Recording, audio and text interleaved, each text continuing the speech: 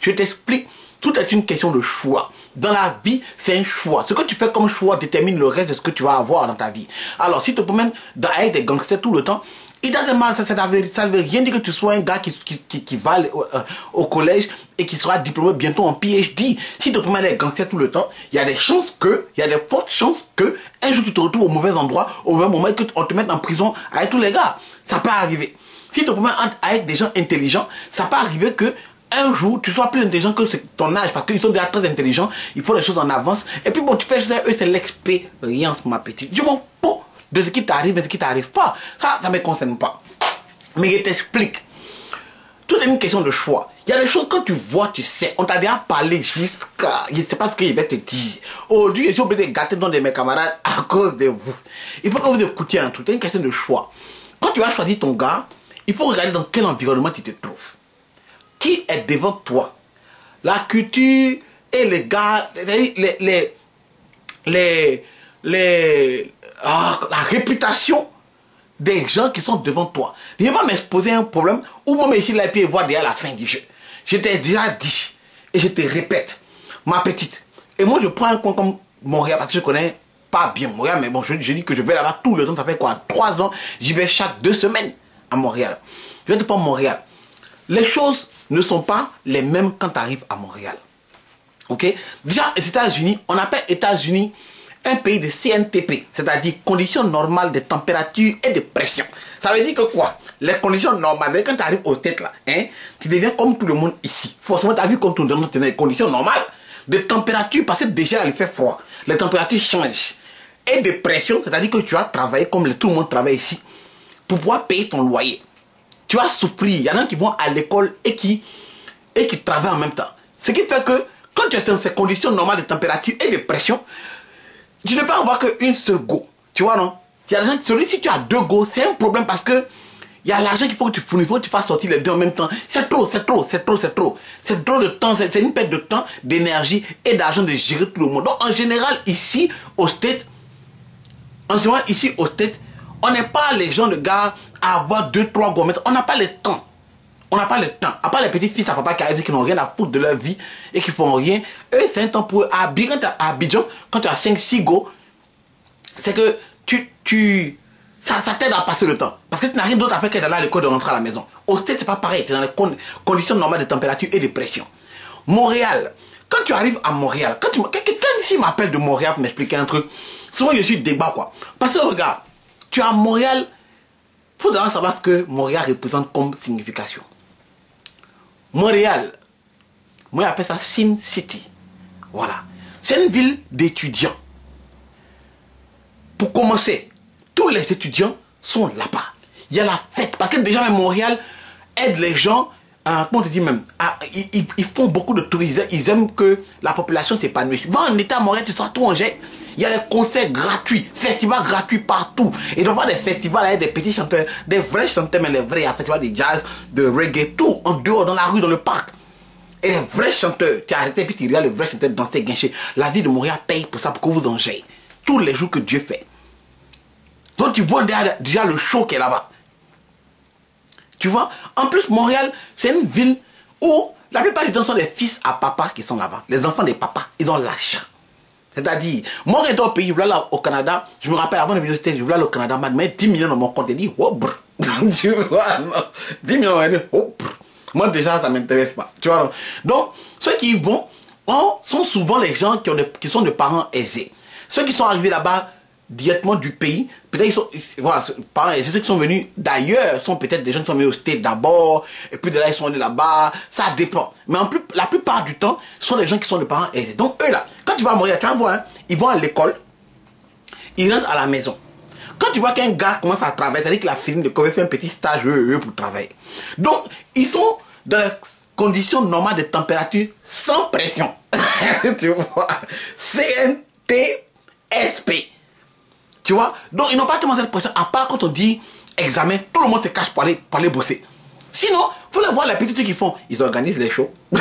Tu vois, il faut venir des artistes. Tu vois, ils font peut-être des petits sons, quelques petits clips pour baiser un peu les petits go. Donc il n'y a pas vraiment de pression, tu vois, c'est un truc choco les gars font. Dans Montréal, il n'y a pas un gars qui t'a dit que qui a dit que tu ne connais pas quelqu'un à Montréal. Forcément, tu connais au moins une personne à Montréal, quelque part. Forcément. Donc, ils ont le temps de faire des bêtises, de se mougou pour mal te laisser. Donc, déjà, quand tu arrives à Montréal, que tu sais que tu es à Montréal, il faut te mettre ça dans ta tête. C'est un signe Siri. Soit tu te caches de tout le monde, tu ne rentres pas dans les gasoils, soit quand tu commences à rentrer dans les gasoils, tu te dis que ça peut arriver. Et ça peut arriver. Maintenant, de deux, que tu sais que tu es au CNTP, dans le CNTSP, du moins, tu es au Canada, il faut savoir ce qu'il y a autour de toi. Si je vais pas me voir pour me dire, Franck, je suis avec un Haïtien. La vérité, j'ai rien contre les Haïtiens. Je vous assure que moi qui vous parle, je suis mieux placé pour vous parler. Je parle créole couramment. Mon père était marié à une Haïtienne. J'ai fait 2 ans, j'allais à l'église haïtienne. Tu vois, était à la jeunesse, on chantait, on promenait, on partait prier dans l'église des gens, tout. J'ai été marié à une Haïtienne et divorcé. Et vous comprenez? Je suis mieux placé pour vous parler. Moi, je vous dis, en tant qu'Africain, je vous dis, quand vos parents vous disent ne pas soutenir les gens des îles, c'est pas parce qu'ils veulent s'amuser à vous. C'est la vérité. Les gars, ils ne sont pas des Haïtiens, ils disent Haïtiens. Aujourd'hui, il va y avoir trop de problèmes. Des Haïtiens. Un Haïtien, c'est ce que nous appelle les poules pondeuses. Lui, il mougou, il enceinte, prend pas la responsabilité et puis quitte là, il va mougou ailleurs. Il fait comme ça, comme quand tu chies dans la brousse. Quand tu chies dans la brousse, tu chies ici, tu te déplaces, tu chies ici. C'est comme ça ils sont. Donc tu vas me dire que non, un Haïtien t'a enceinté, n'a pas voulu prendre la responsabilité. Hey yo, I know that already. Tu vois, c'est du connu. Tu vois, tu vas m'expliquer un truc. Ah non. Quand tu m'expliques que je suis sorti avec un Haïtien, ou je suis tombé enceinte, je te dis, hey, arrête-toi, est-ce qu'il a voulu? Ah non, le reste, tu vois, non? Effectivement, c'est pas tout le monde qui est comme ça. Moi, je connais des Haïtiens qui sont bien. Mais, ils sont reconnus pour ça. C'est-à-dire que c'est cette étiquette qui est sur eux depuis longtemps. Quand quelque chose, tu vas me dire que les gens font ça au pays. Mais, au pays, là, et puis ici, c'est différent. Quand quelqu'un quitte, quand un groupe, une population quitte avec ses habitudes du pays à l'étranger, c'est que ça, et eux, ils ne peuvent pas changer même. Tu vois, comme ça, ils sont. Tu vois? Maintenant, tu me dis, tu sois un Ivoirien ou bien un Camère. Frère, combien de fois tu parlais des Camères? Pas des filles Camères, pas des gars Camères. Et je vous assure, voici ma mère, je vous jure. Oui, je vous jure tout ce que j'ai le plus cher. J'ai rencontré des gars Camères, on s'est rencontrés, on s'est assis, on a parlé. Il n'y a pas un Camère qui avait me dit que ce qu'il a dit était faux. Au moment de temps assis pour discuter, ils ont toujours dit que ce qu'il a dit sur leur soeur Camère était vrai. Ils m'ont toujours dit que j'ai raison. Leur problème, c'est qu'ils ne veulent pas que je le dise. Moi, chérie, tu es à Montréal, Sin Siri, tu veux me dire que tu sois avec un Camère. Je te dis quoi? La différence entre un Ivoirien et un Camère, je t'explique aujourd'hui. Ce qu'on a en similitude, c'est que on sait blaguer femme, on sait draguer femme. C'est vrai, on a ça en similitude. On est reconnu dans l'Afrique de l'Ouest comme les meilleurs dragueurs. Il n'y a pas l'homme pour nous. On sait blaguer la femme. Le problème, c'est que quoi? Un Ivoirien, il est fier. Tu comprends? Il n'a pas envie que tu vas dire que non, il a bouffé ton argent. Pourquoi? Non, moi j'ai pas que ton argent, moi j'ai mon argent, tout. Il est fier. Donc il va bouffer ton argent en doucement. Quand on va te demander, quand tu as cassé l'Ivoirien, pour te demander là, hein, tu as dit non, bon, mais c'est vrai que je lui ai acheté quelques petites choses, mais bon, c'est pas un truc grave, quoi, c'est un truc bouffe. Une fois, j'ai dû donner l'argent pour son loyer, il avait quelques petits problèmes, mais c'est tout, quoi. Toi-même là, tu as dit ça. L'Ivoirien est fort comme ça, toi-même tu as dit ça. Et quand tu vas casser avec l'Ivoirien, quand l'Ivoirien vient plus de toi, il te gère. Pourquoi? Il a l'expérience, il te rappelle qu'avant là, il a cassé avec des go. Et puis il ne pouvait pas revenir. Donc il va t'arranger que c'est toi qui casses le cou. Si tu as déjà cassé, si tu es là, que tu me regardes, et que tu as déjà cassé le cou d'un Ivoirien, pour te dire que tu ne te faisais pas plaisir. Lui là, il est content. Il est fier. Il est content que c'est toi qui as cassé son cou. Parce que cette fois-ci, c'est pas lui qui a cassé ton cou. Et quand c'est pas lui qui a cassé avec toi, ça veut dire que le jour où tu te revois là, qu'est-ce qui arrive? Souvent tu dis, ah non, franchement, je m'excuse. Ah, je sais pas ce que je faisais. T'es jeune, j'ai dit des choses sans réfléchir, faut m'excuser.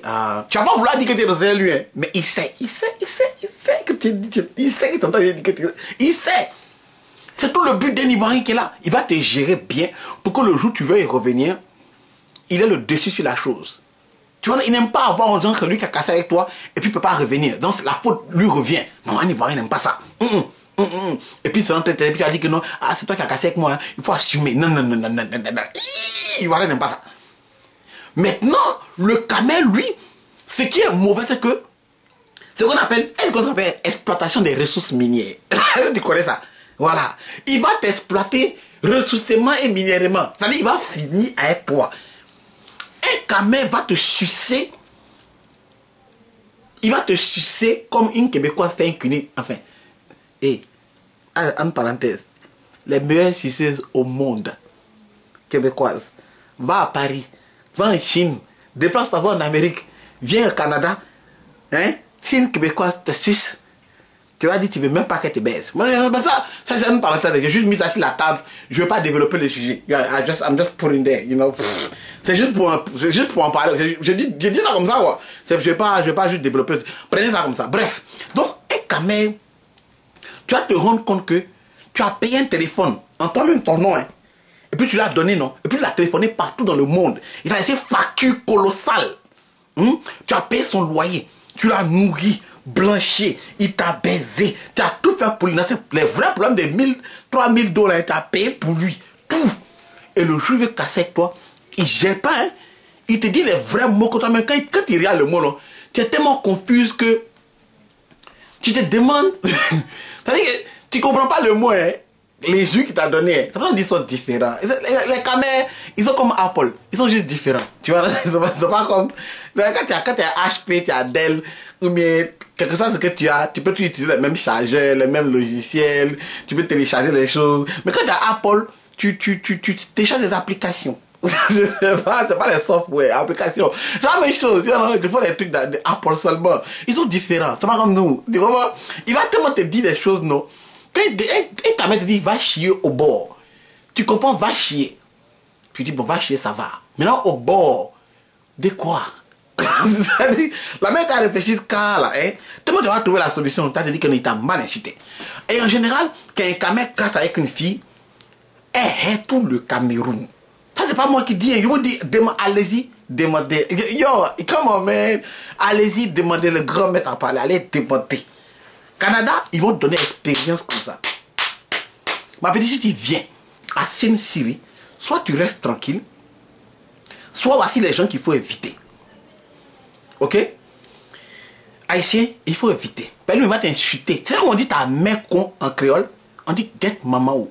Ça fait plus mal que ta mère con, ça fait plus mal. Ta mère con, c'est bon. Quand on dit get maman ou, oh, diawa. Ça fait mal, hein? Ça fait mal. Ça fait mal.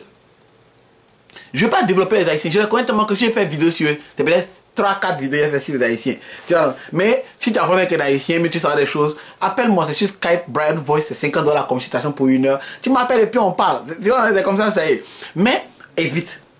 Les camés, franchement, ce sont des bons gars pour gazer, pour s'amuser. Mais en relation, tu n'es pas camé, une Camerounaise, il faut laisser mes frères camés tranquilles. Reste tranquille, reste en dehors de ça. Un Ivoirien, comme je te dis, il va te gérer. Donc tu peux essayer avec le mot, au moins tu as le respect. Tu vois, tu as dit qu'à un certain moment, quoi, tu vois, il y aura les palabres, si tu veux. Si tu veux aussi, il faut les laisser tranquilles. Parce que tu es déjà assis dans le coin où c'est le chaud et le chaud. Je suis malheureusement obligé de le dire, mais les cas où tu peux trouver du sérieux, malheureusement, c'est les... Je dis par exemple, parce que je sais qu'il y a des camarades qui sont trop contents d'entendre ça. Les Togolais, les Béninois, et les Burkinabés. Ok? Parce que ces trois font partie des groupes qui ne savent pas breaker les gens. Maintenant, le problème avec les Béninois, c'est que eux, un Béninois, il ne va pas aller chercher une go que personne ne connaît pour draguer. C'est pas ce que ça va faire. La go que tu dragues, là. C'est que tu dragues, là. Hein? C'est que tu es en train de draguer. Au moins, tu la dragues et puis il est là. Hein? C'est ton ami, hein? Au moins, tu es en train de la draguer, là. Lui, il ne parle pas. Il est là tranquille. Il sourit, il prend son téléphone, il fait des trucs. La gomme le regarde, il dit bonjour, ça va? Il dit oui, ça va. Tu viens de Cotonou. Et puis, au moins, tu as envie de parler et puis tu t'en vas là, non? Lui, il a déjà pris son numéro de téléphone il y a longtemps. Lui, il fait un truc en douce. En douce. Quand tu as mis la paix en douce, non? Tu vas lui demander s'il a amoureux ta go, non? Toi-même, tu seras confus par la réponse. Elle-même, elle va te dire non, mais oublie le truc, pourquoi tu poses ce genre de questions? Non. Pourtant, amoureux, ça va tellement en douce que. Les réponses même seront douces aussi. Est-ce que tu comprends? Tu vas pas comprendre. Mais bref, c'est que sûr, la plupart des gars qui deviennent sérieux à Montréal sont ces gars. Bref, une autre chose que je voulais dire. Quand tu sors avec ton gars, il faut savoir au moins les situations. Il y a une femme ici, à Montréal, j'ai une amie qui travaillait chez des gens comme ça. La femme a pratiquement 30 ans. 32, 33 ans. Elle sortait avec un gars de 21 ans, 22 ans. Elle a eu un enfant du gars. Et elle se plaignait que le gars ne prend pas de responsabilité. En fait, elle a reconnu l'enfant, mais il n'est jamais là. Il ne se comporte pas en papa. Qu'est-ce que tu as... What the fuck do you expect? Le gars a 21 ans. Il n'a pas encore le temps de prendre des responsabilités, ce genre de choses-là. Tu comprends ce que j'ai envie de dire, non? C'est un beau choix qui vous tue. C'est comme une go qui est calme, qui est dans son coin. Elle sort pas et tout. Et qui sort avec un gars qui est toujours dans les gasoils. What the fuck? Tu comprends ce qu'on est en train de dire? Un gars qui va toujours dans les gasoils, dans les boîtes de nuit, qui est toujours en train de faire ce genre de choses-là, il va rencontrer des gens. Il sera avec ses gars. Aller en boîte. Aller en boîte, c'est les rencontres, les petites sorties, un autre jour, il rencontre d'autres personnes. Quand tu rencontres d'autres go, c'est le numéro de téléphone qui passe. Le numéro de téléphone qui passe, la go commence à appeler. Après ça devient autre chose, et puis il va la baiser. Donc tu te mets dans une condition à risque, toi-même. Toi-même, là, ça encore, ça, je sais pas si c'est un caméra, si c'est un haïtien, c'est vraiment si on met ça de côté. Tu mets dans une condition à risque. Donc, qu'est-ce que tu espères de ça? C'est pour ça que vous voyez que les couples qui se mettent bien là, qui se mettent bien de côté là, quand quelqu'un commence à être en couple, les deux sont vraiment in love, ils commencent à faire des choses de couple. Ta camarade ne veut plus causer avec toi, pas parce qu'elle ne veut plus causer avec toi, vous causez bien, mais vous savez que vous n'avez plus les mêmes intérêts, vous faites plus les mêmes choses. Toi, tu aimes toujours aller en boîte, pas elle. Elle va son gars, ils vont faire les petits barbecues chez des amis, qui eux aussi sont couplés. Ils vont peut-être manger ailleurs, prendre une bouteille de vin, aller rendre visite ici, puis revenir, parce que ce sont des trucs de couple. Quand tu commences à aller dans les trucs de groupe qu'il faisait avant, il se met à risque. Mon papa m'a dit, hein, c'est pas parce que tu connais la Bible que ça veut dire que il faut aller voir le diable pour dire que toi, là, tu ne veux pas me tester. Il faut te dire que le diable, c'est quand même le diable. Il a des pouvoirs. Nous, là, on n'a pas de pouvoir. Il n'y a aucun gars ici que je connais qui est super saiyan. Ça n'existe pas. Est-ce que tu comprends? Tu n'as aucun pouvoir. Le diable a pouvoir jusqu'à Las Caras. Dieu est grand, mais Satan n'est pas petit. Satan n'est pas petit. Donc, on veut dire, c'est ça. C'est tes choix que tu fais. C'est tes choix que tu fais. C'est comme, juste mettre comme ça, I don't care. Je dis comme ça. C'est comme moi, par exemple, là. La plupart des gosses me disent que, moi non, toi tu connais tout, c'est toi qui dis, si tu es avec moi, non, moi il n'y a pas de gars. Bizarrement, moi je trouvais c'était bête parce qu'à chaque fois que les filles, c'était une excuse bête. Parce qu'il faut me tester, soit, je sais pas, sortir avec moi, teste-moi, donne-moi une chance, reste avec moi, regarde-moi, et puis vois toi-même après si je suis un mauvais gars ou pas. Tu te dis pas parce que je sais tout ça, peut-être ça peut aider à ne pas, à ce que je te traite bien. Tu vois? Je dis ça parce que les femmes, quand tu leur demandes, c'est quoi le critère de gars que tu veux?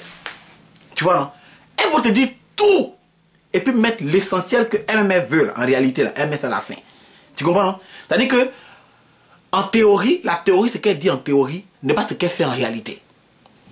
C'est-à-dire que quoi? Donne une femme ce qu'elle veut. Comme homme. Elle te dit, non, je veux un gars qui me respecte. Je veux un gars qui est attentionné, qui m'écoute, qui me fait un peu sortir quand même. En tout cas, qui me respecte, c'est bon, quoi. Bon, on a qu'à être un peu mignon.